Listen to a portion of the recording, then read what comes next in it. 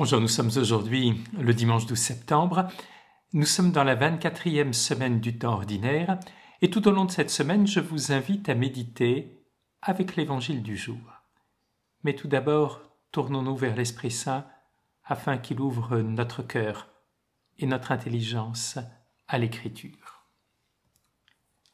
Cher Esprit Saint, me voici devant toi pour me laisser modeler, pour me laisser conduire, pour me laisser aimer. Accueille l'offrande de tout mon être et fais-moi la grâce de t'aimer chaque jour davantage. Apprends-moi à me laisser faire par toi en toutes choses, à ne pas mépriser tes inspirations, à ne pas te résister. Que cette prière faite en ce jour soit le début d'une intimité nouvelle avec toi. Écoutons maintenant l'évangile qui nous est proposé en ce dimanche.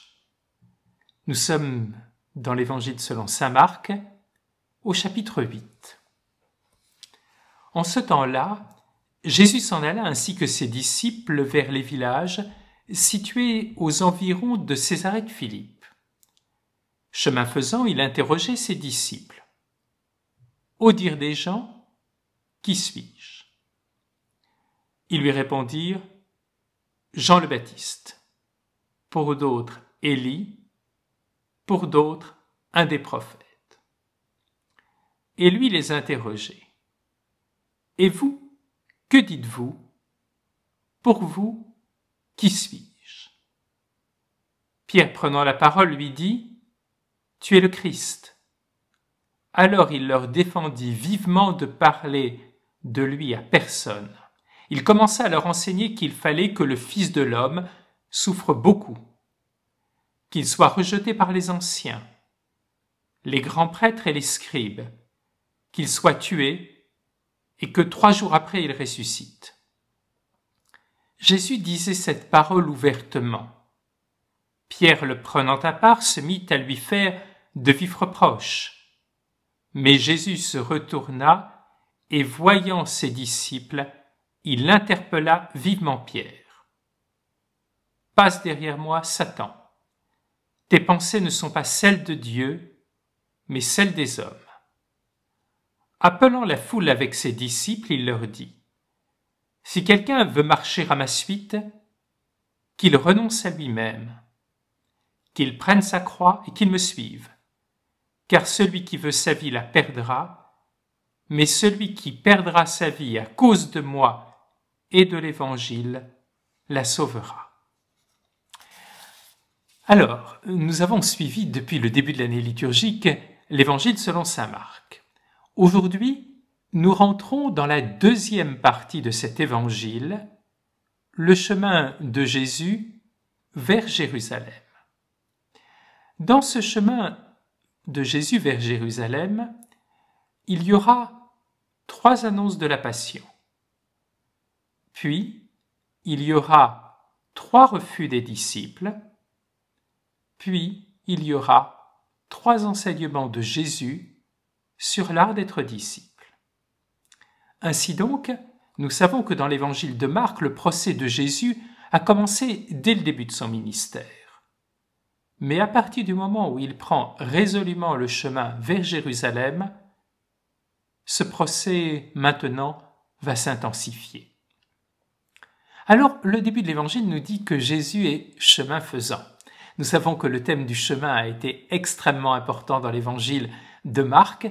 Jésus ne cesse de cheminer, mais désormais, il prend le chemin vers l'étape finale, c'est-à-dire Jérusalem, là où les prophètes avaient annoncé que le Messie devrait se rendre, se révéler, et là où Isaïe avait compris que le Messie même devrait livrer sa vie. Alors Jésus va commencer ce chemin très au loin. Nous sommes à Césarée de Philippe, c'est une terre à ce moment-là totalement païenne. C'est historiquement le territoire de Dan, et nous savons que ce territoire de Dan a été le territoire qui est tombé dans l'idolâtrie et qui a profondément rejeté le Seigneur dans l'Ancien Testament. Jésus va au plus loin car il veut rassembler dans ce chemin vers Jérusalem tous les hommes, même ceux qui semblent le plus éloignés. Alors Jésus va interroger ses disciples. C'est quelque chose de très nouveau, car nous savons qu'habituellement, pour les rabbins, ce sont les disciples qui interrogent le maître. Ici, Jésus a une façon différente de procéder. Alors, la question vient pour qui suis-je?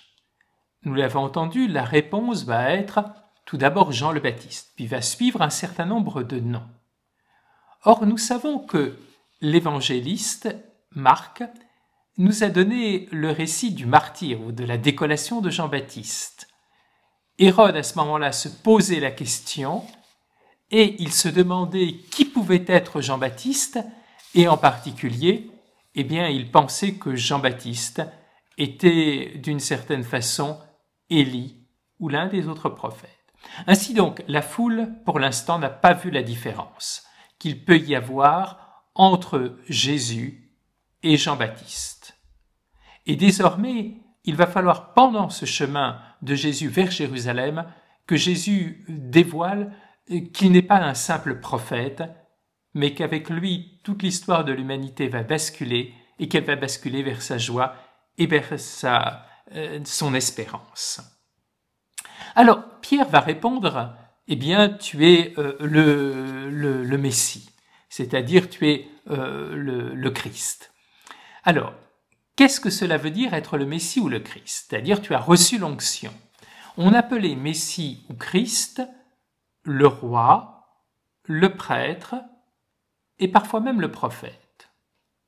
Mais dans tout l'évangile selon saint Marc, le Christ désigne la fonction royale et effectivement Jésus va monter à Jérusalem.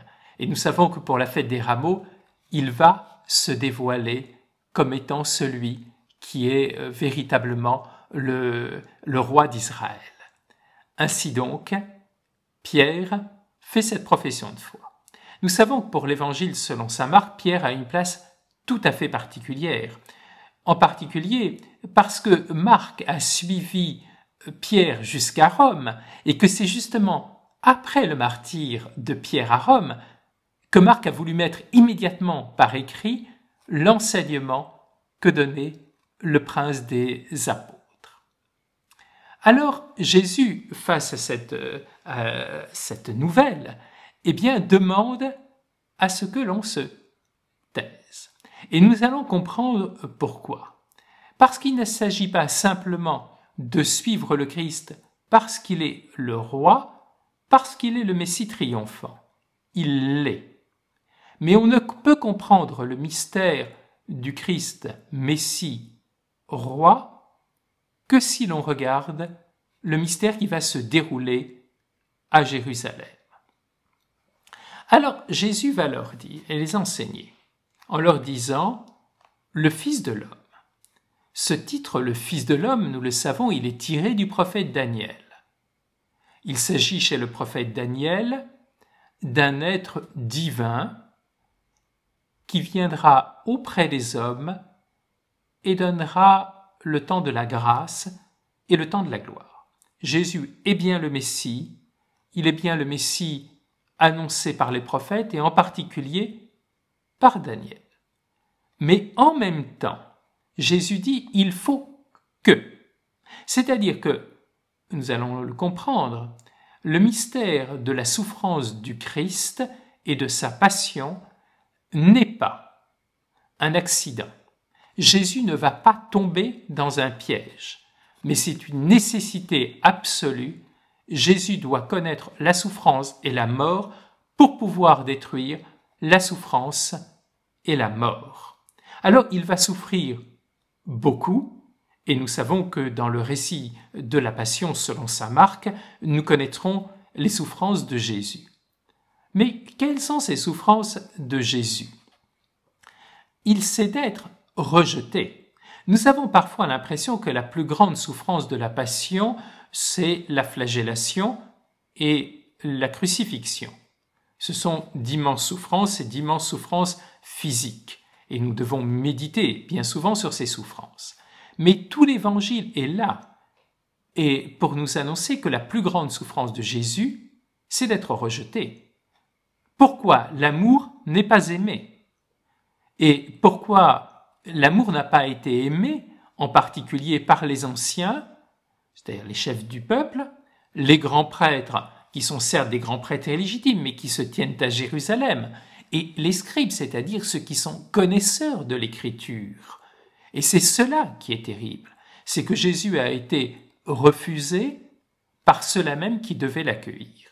Et la grande souffrance de Jésus, c'est d'avoir été rejeté et puis même abandonné par ses disciples, nous le savons.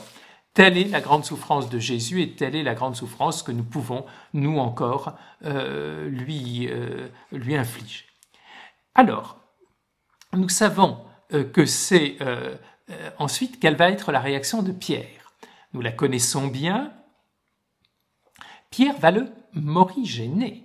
Le terme, en fait, n'est pas un terme qui est un terme souple, c'est au contraire un terme extrêmement dur. Mais qu'est-ce qui se passe à ce moment-là? C'est que Pierre va refuser totalement la passion. Mais non seulement il refuse la passion, mais il veut devenir le maître de Jésus. C'est-à-dire qu'il va le reprendre et le reprendre d'une façon extrêmement sévère. Ainsi donc, Pierre a oublié l'art d'être disciple. Il ne veut pas passer là où Jésus veut le faire passer. Il veut passer par ses propres chemins. Et c'est cela qu'il y a de terrible. Et c'est pour cela que Jésus va lui répondre d'une façon qui peut nous paraître extrêmement dure en l'appelant Satan. C'est-à-dire que Satan veut lui-même avoir des disciples et veut détourner les hommes du plan de Dieu. Pierre ne sait pas être disciple, il veut être le maître de Jésus. Et c'est ce qu'il y a de terrible. Et quand Jésus lui dit « passe derrière moi », c'est-à-dire qu'il veut lui enseigner l'art d'être disciple. Et il lui dit bien « tes pensées ne sont pas celles de Dieu, mais celles des hommes ». C'est-à-dire qu'il faut être disciple en mettant tes pas dans mes pas et en montant jusqu'à Jérusalem. Mais il faut également être disciple en écoutant mon enseignement. Cet enseignement, aux yeux des hommes, paraît absurde. La passion paraît absurde. C'est une folie, dira Paul aux Corinthiens, c'est un scandale pour les Juifs, mais c'est la sagesse de Dieu. Et l'art d'être disciple est de savoir goûter tout cela et le conserver. Alors pour nous, que garder en ce dimanche? Eh bien, vraiment, l'art d'être disciple. Le Seigneur nous fait passer par des chemins qui sont parfois des chemins durs, des chemins que nous ne comprenons pas, des chemins qui nous paraissent parfois absurdes, mais nous savons que si nous faisons confiance et si nous mettons nos pas dans les pas de Jésus, nous allons vers Jérusalem, c'est-à-dire non seulement la passion, mais la gloire du Seigneur.